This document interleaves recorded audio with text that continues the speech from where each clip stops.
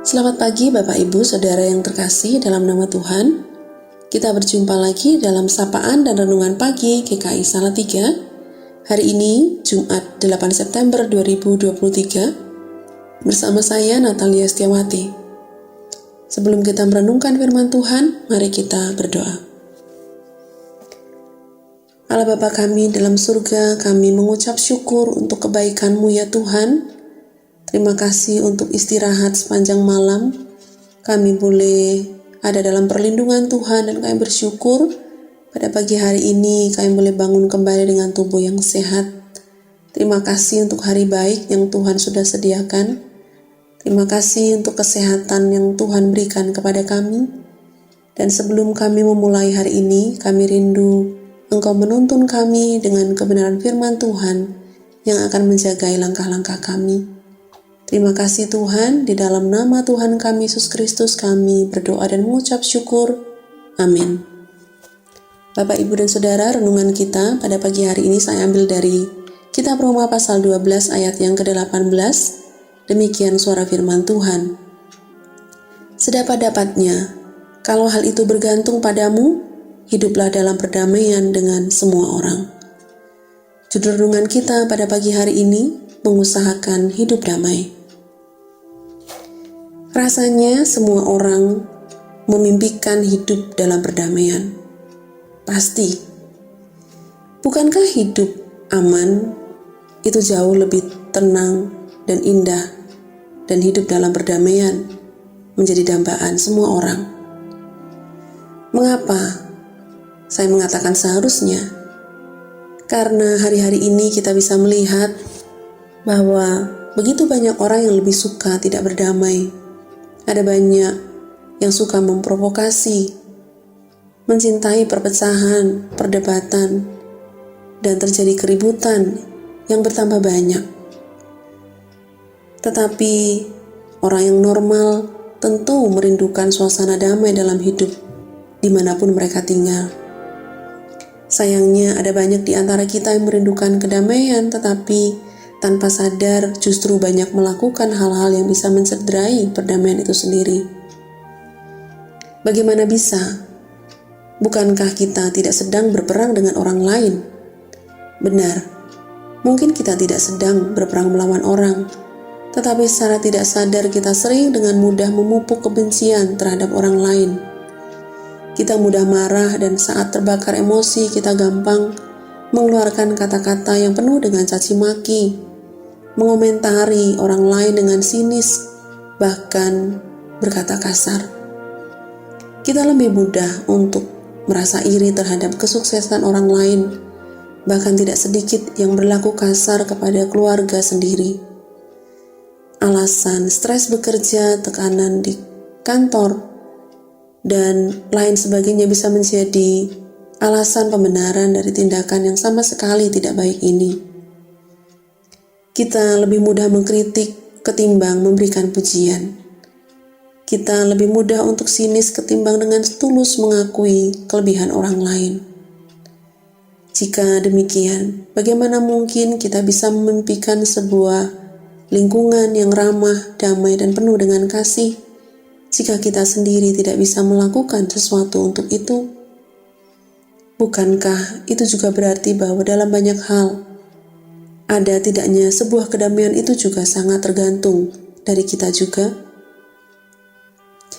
Berkenaan dengan hal ini, sesungguhnya pesan Tuhan jelas bagi setiap kita. Apapun alasannya, kita selalu dianjurkan untuk mendahulukan atau mengedepankan perdamaian. Dan itu berlaku untuk kita jalankan kepada siapapun, tanpa terkecuali. Dari ayat yang kita baca, sedapat-dapatnya, kalau hal itu bergantung padamu, hiduplah dalam perdamaian dengan semua orang. Ayat ini dengan jelas mengatakan bahwa kita harus selalu mengusahakan perdamaian. Dan perdamaian itu adalah dengan semua orang. Bukan hanya kepada saudara seiman kita, tetapi semua orang, termasuk dengan orang yang berbeda dengan kita, orang yang sulit kita hadapi, bahkan orang-orang yang bahkan menyinggung dan menyakiti hati kita. Karena berdamai dengan orang baik tentu jauh lebih mudah, Tetapi untuk bisa tetap menjaga perdamaian dengan orang-orang yang sulit, diajak akur tentu adalah hal yang sulit. Dan justru itu yang harus mampu kita lakukan. Dalam firman Tuhan yang dikatakan oleh Tuhan Yesus di dalam Matius pasal 15 ayat 18, tetapi apa yang keluar dari mulut berasal dari hati, dan itulah yang menajiskan orang. Salah satu cara supaya kita bisa menjaga perdamaian adalah dengan menjaga apa yang keluar dari mulut kita.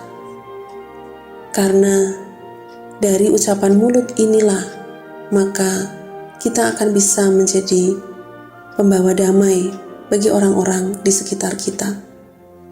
Jadi, jika di antara kita ada yang masih terbiasa untuk berbicara dengan kasar dan membiarkan diri dikuasai oleh kebencian dan iri hati, maka mari mengubah kebiasaan itu. Adalah penting bagi kita untuk terus menjaga hati kita agar tetap dalam kondisi yang tepat di mata Tuhan. Paulus mengingatkan hal itu kepada kita. Bertekunlah dalam doa dan dalam pada itu berjaga-jagalah sambil mengucap syukur. Marilah kita senantiasa melatih lidah kita untuk menaikkan pujian, mengisi hati kita selalu dengan kebaikan Tuhan yang mampu membuat mulut kita kemudian mengucapkan dan mengeluarkan kata-kata yang penuh dengan syukur dalam situasi dan kondisi apapun. Kalau itu yang kita lakukan, hidup berdamai tidak akan sulit lagi bagi kita, meski ketika kita berhadapan dengan orang-orang yang sulit sekalipun. Ingin kita ada di dalam dunia tempat tinggal kita hidup damai, nyaman, aman, dan tentram, maka berhentilah berharap dari orang lain. Mulailah dari kita sendiri, dan mulailah dari hati kita yang penuh dengan ucapan syukur. Mari kita berdoa. Kami mengucap syukur untuk firman-Mu yang mengingatkan kami ya Tuhan, untuk kami boleh senantiasa mengusahakan perdamaian dimanapun kami berada. Oleh sebab itu Tuhan, jaga hati kami, supaya hati kami senantiasa dipenuhi dengan ucapan syukur, supaya dari hati yang penuh dengan ucapan syukur itu, maka keluarlah kata-kata yang penuh dengan damai, dan itu boleh menjadi berkat untuk orang-orang di sekitar kami, sehingga melalui itu, melalui perkataan kami boleh menjadi pembawa damai bagi orang yang mendengar perkataan kami. Terima kasih ya Tuhan, berkat-Mu atas seluruh kegiatan dan aktivitas kami sepanjang hari ini.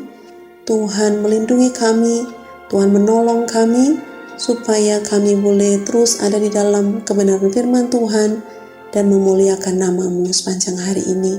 Terima kasih Tuhan, di dalam nama Tuhan Yesus kami berdoa. Amin. Demikian renungan kita Bapak Ibu dan Saudara, selamat beraktivitas. Tuhan Yesus memberkati. Shalom.